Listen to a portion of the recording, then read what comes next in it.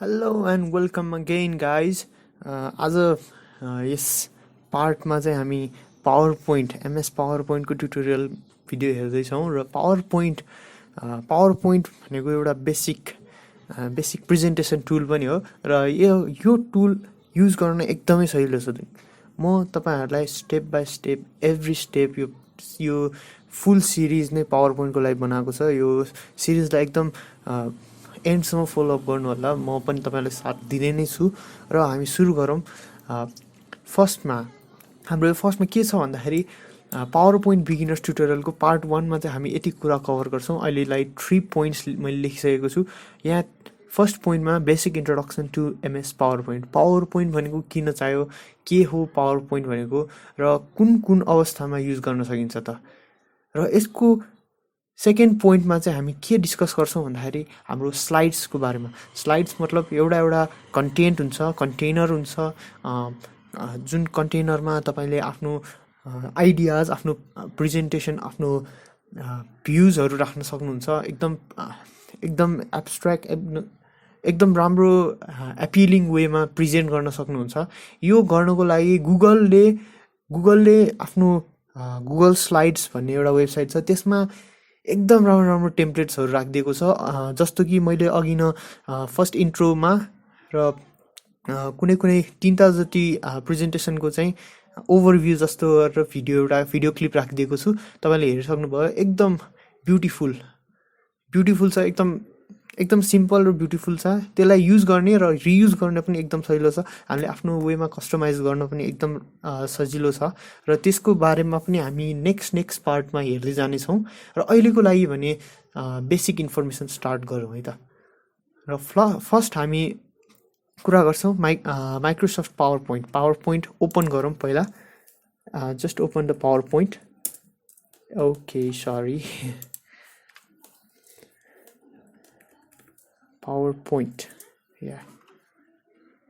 पावरपोइन्टको first screen भनेको हाम्रो previous भिडियोजहरुमा discuss गरेको जस्तै एउटा प्रिभ्यू पेज नै आउँछ। हाम्रो वेलकम पेज आउँछ। त्यसमा थिचेर हाम्रो धेरै जसो थिम्सहरु, धेरै जसो माइक्रोसफ्टले प्रोभाइड गरेको थिम्सहरु पनि युज गर्न सक्छौं।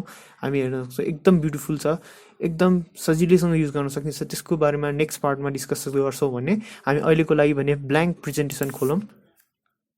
ब्ल्याङ्क प्रेजेन्टेसन खोल्न साथै हामीसँग एउटा वर्कस्पेस पेज छ। वर्कस्पेस पेज भनेको यो ठुलो वाला व्हाइट जुन कन्टेनर छ, यसलाई वर्कस्पेस पेज भन्छ भने यता साइडमा रहेको चाहिँ हाम्रो कतिवटा स्लाइड छ। हामीले कतिवटा स्लाइड्स बनायौं, कतिवटा एक्सप्लेनेसन गर्नलाई कतिवटा हाम्रो सेक्सन छ, त्यो सबै हेर्न मिल्छ।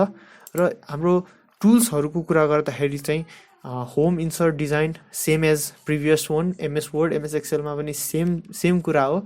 डिजाइन लेआउटमा हामी हेर्नु पर्यो भने जुन यो थिम्स दिइरहेछ, यो डिफल्ट थिम्स हो। डिफल्ट थिम्स भन्नाले अब तपाईहरुको कुनै पनि प्रेजेन्टेसनलाई फास्ट अथवा इन्स्ट्यान्टली मोडिफाई गर्नु पर्यो हैन, त्यस्तो काममा चाहिँ एकदम डिफल्ट थिम युज गर्छ। अर्को अघिनको जुन फर्स्ट पेजमा देखाएको टेम्प्लेट थिम्सहरु भने चाहिँ हामीले डाउनलोड गरेर चलाउनु पर्छ। डाउनलोड गर्न अलिकति टाइम लाग्छ, सो इन्स्टेन्टेनियसली पोसिबल हुँदैन। त्यसको लागि design templates is best. And for next important step I want to talk about स्लाइड्सहरुको बारेमा डिस्कस गर्न चाहन्छु म। स्लाइड्स भनेको के हो त भन्दाखेरि हामीले देख्न सक्छ यो 1 नम्बरमा देखाइरहेछ। यसलाई एउटा स्लाइड्स भन्छ। एउटा स्लाइड मतलब एउटा स्क्रिन। हामी प्रेजेन्ट गर्दाखेरि जहिले पनि स्लाइड एउटा स्क्रिनदेखि अर्को screen, second screen, third screen, fourth screen, fifth screen गर्दै हामी एक्सप्लेन गर्दै जान्छौँ। यसको लागि हामीले यदि नयाँ स्लाइड थप्नु पर्यो भने हाम्रो होम ट्याब भित्र स्लाइड्स भन्ने ग्रुप अप्सन छ र ग्रुप अप्सन्स भित्र न्यू स्लाइड भन्ने एउटा अप्सन छ। त्यसलाई क्लिक गर्न साथ यहाँ अर्को नेक्स्ट स्लाइड थप्न जान्छ। यो 1 एन्ड यो 2, first slide and second slide. First स्लाइडमा हाम्रो टाइटल पेज, टाइटल स्लाइड भन्नु पर्यो। हाम्रो मेन अब्जेक्टिभ के हो? Main objective for the presentation हैन, टाइटल, प्रेजेन्टेसनको टाइटल, तपाईको मेन आइडिया के हो त? सपोज म अहिलेको लागि के राख्छु भन्दाखेरि जस्ट सपोजको लागि office is my idea and you can add subtitle. हामी सबटाइटल पनि एड गर्न सक्छौँ। यो सबटाइटल भनेको सानो फन्टमा हुन्छ र यो जहिले पनि टाइटलको तल हुन्छ। यो एउटा एड गर्न सक्छौँ र लास्टमा हामी अर्को एलिमेन्टहरू पनि थप्न सक्छौँ। यहाँ प्रिपेयर्ड बाई, तपाईँको नाम, तपाईँको अफिसियल नेम, अफिसको नेम, एड्रेस, तपाईँको पोस्ट अथवा जे पनि राख्न सक्छौँ। तपाईँले main objective of making a presentation भनेकै एउटा एपिलिङ वेमा आफ्नो आइडियाज, आफ्नो भ्युजहरू, आफ्नो कन्ट्रिब्युसन्सहरू प्रेजेन्ट गर्ने हो। त्यसको लागि हामीले प्रेजेन्टेसन चलाउनुपर्छ। प्रेजेन्टेसन भनेको हरेक अफिसमा चाहिरहेको हुन्छ आफ्नो आइडियाजहरू, आफ्नो कस्टमरहरू, आफ्नो क्लाइन्टहरूलाई एक्सप्लेन गर्नलाई एकदम पावरफुल र एकदम युजफुल पनि हुनेवाला छ। र यो स्लाइड भनेको एड गर्दै जानु छ, हामी गर्दै जान सक्छौँ र यसको लागि जति पनि स्लाइड अभाइलेबल हुन्छ यो जस्ट एड गर्दै जाने हुन्छ। र यो एड गर्दै जाने सिलसिलामा हामीले जुन यो प्रेजेन्ट गर्ने टर्मलाई चाहिँ हामी स्लाइड सो भन्छौँ। यहाँ स्लाइड सोको लागि तल एउटा बटन हुन्छ, यो जस्ट यो जुमको ठ्याक्कै लेफ्ट साइडमा, यसलाई स्लाइड सो भन्छ। स्लाइड सो थिच्ने बित्तिकै तपाईँको फर्स्ट स्लाइडदेखि तल सबै चाहिँ एउटा एकदम प्रेजेन्टेसन गर्नलाई एउटा प्रोजेक्सन जुन प्रोजेक्टरबाट डिस्प्ले गर्छ त्यसमा चाहिँ डिस्प्ले हुन्छ।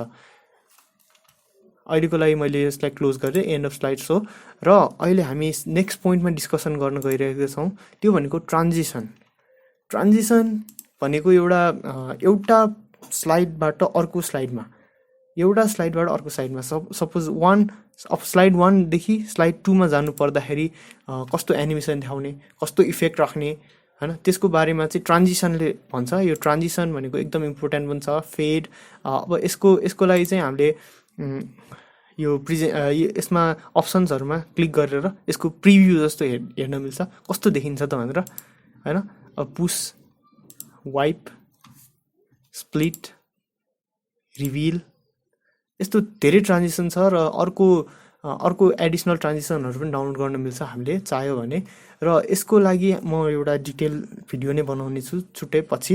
अहिलेको लागि भने इन्ट्रोडक्सन पार्ट हाम्रो सकिएको छ र प्रेजेन्टेसनको मेन पार्ट र प्रेजेन्टेसन बनाउनुको मेन आइडिया के हो र प्रेजेन्टेसन बनाउनलाई हामीलाई चाहिने फलो गर्नुपर्ने टिप्सहरू र बेस्ट प्रेजेन्टेसन बनाउने तरिका, टेक्निक्स अर्को आउन बाँकी नै छ। नेक्स्ट पार्टमा फलोअप गर्नु होला गाइज।